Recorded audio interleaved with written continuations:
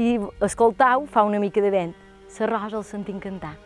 El sents, però són expressions això que a vegades no t'hi fixes, o no ho pots veure, i l'escoltam. I sabem que quan ja el podem entrar i llevar-lo dins era, replegar-lo tot, per renou.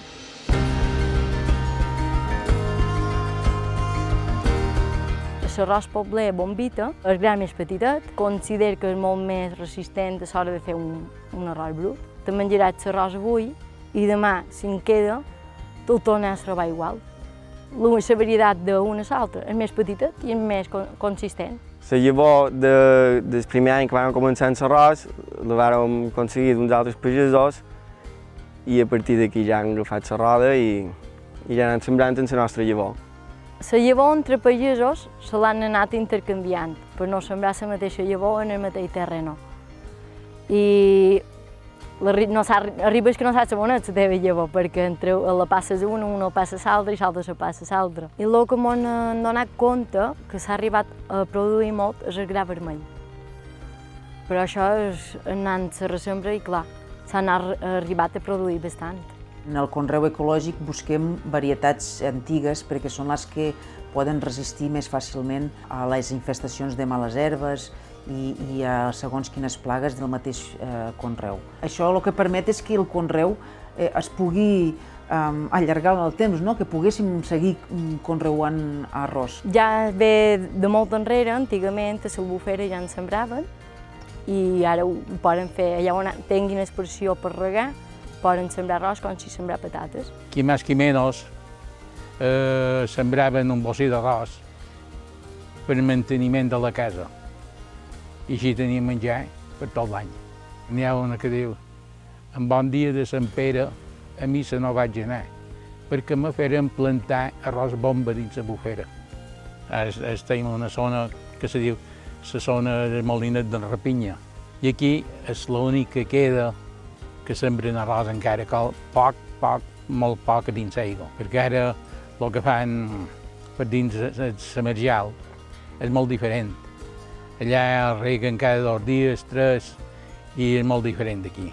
El que passa és que l'arròs se pot conreuar de diferents maneres. El delta de l'Ebre es fa per inundació, o sigui, els camps estan inundats, però l'aigua no és per a donar de beure a l'arròs, diguéssim. Aquesta aigua dolça el que fa és que rebaixa la salinitat del propi sòl, perquè al delta de l'Ebre nosaltres estem molt a prop de la mar i el nivell freàtic està molt amunt, i llavors aquesta aigua el que fa és que permet que es faci arròs al delta de l'Ebre, perquè rebaixa la salinitat de la part superior del sòl. És un conreu que funciona com una aiguamolla, llavors el nivell de biodiversitat és molt més alt en un conreu inundat que en un conreu per aspersor. Per aquí, en agost, corria aigua dolça i allà granots, cerç, tortugues, anguiles, allà hi havia tot bitxo de la bufera. La diferència entre un conreu ecològic i un conreu convencional és precisament que en el conreu ecològic no es pot aplicar cap substància sintètica. Realment nosaltres ara ja no busquem eliminar les adventícies, sinó que busquem controlar la seva infestació i conviure amb elles. Des d'aquest punt de vista, el que fem és estar en equilibri amb la natura, traient una producció que sigui rendible, però a més aportant un benefici per a la conservació i per a la natura, que és que no estem contaminant ni els aqüífers ni l'ambient al voltant del nostre cultiu.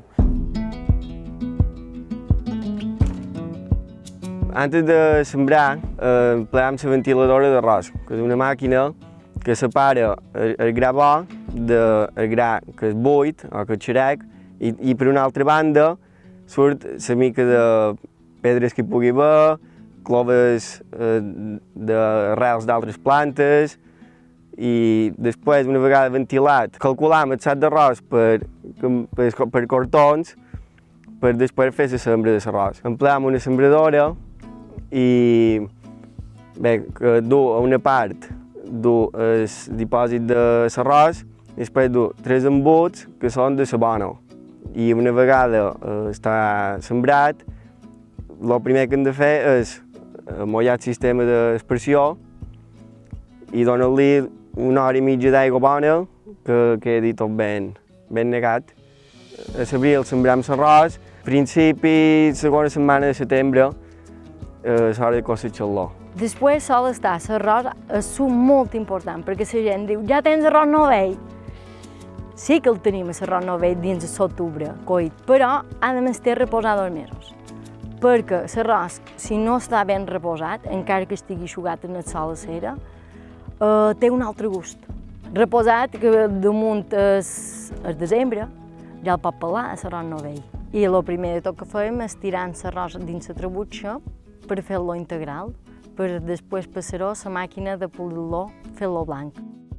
Després de fer-lo blanc, està un dia reposat, perquè l'arròs és calent.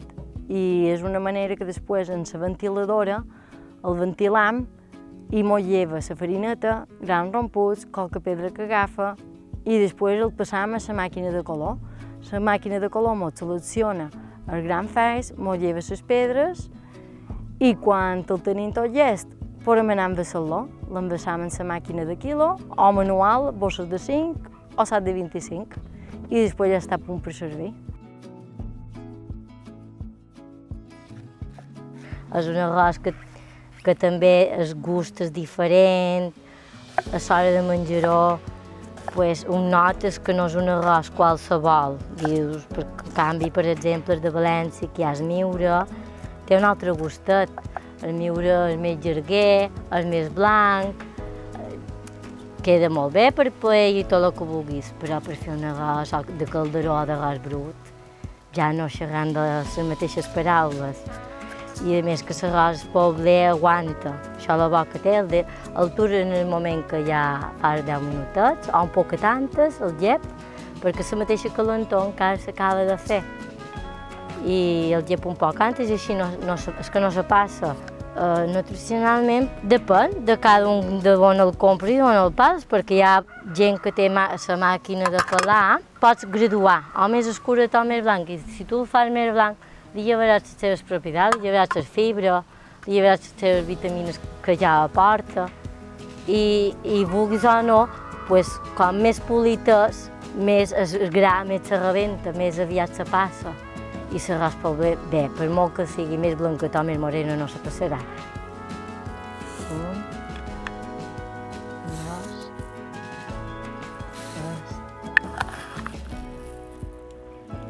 3 i 4. La perxa roda, la mula l'estira, el caduf treu aigua, dins el rec la tira. I això és una cini, a roda-t'hi ses pintes, i el rest que se fica cap a l'aigua de siqui.